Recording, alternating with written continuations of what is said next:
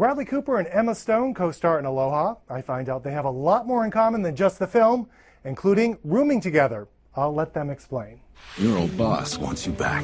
It's Hawaii, our old stomping ground. Aloha. Gilchrist, you're back in the game. I want to introduce you to your Air Force liaison. She's a fast burner. A double espresso? Morning, sir. I'm so jacked today.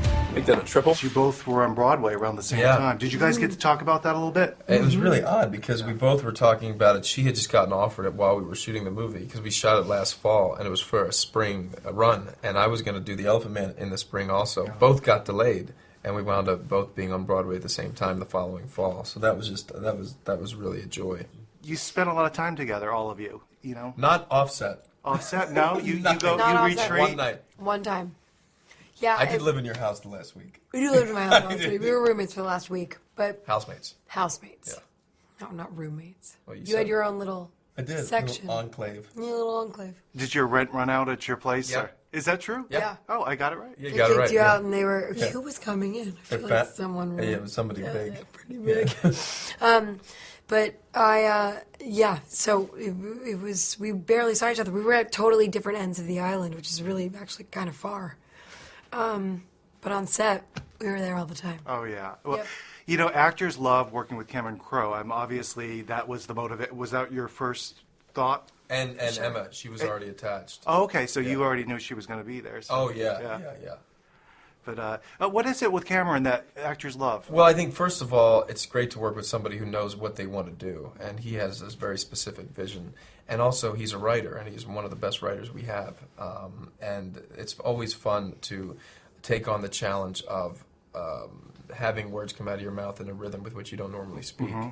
And that's what you do when you're with him. And you have to sort of fold into a world and a language and a melody that he creates. Yeah. And it's a very intoxicating world. So that was great. And I've always, been a huge fan of his for years. And he happens to be one of the nicest guys in the world.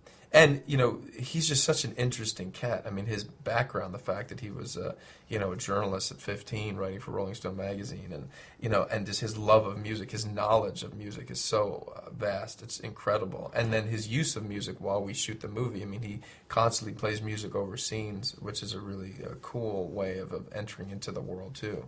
There's one line that I think would have only been written in there because of you. It's not a huge line, but it's when you're in the room talking, and you tell her, "Well, you have a baritone voice or a deep voice." A baritone. Yeah. That's you. We were talking about that last time, just out of the blue. You were talking about your voice, and very Lauren Bacall. No. Yeah, I said that yesterday. Did you? Lauren Bacall. Yeah, remember? Really? Yeah, didn't I? And you were like, she was a model. Wasn't that you?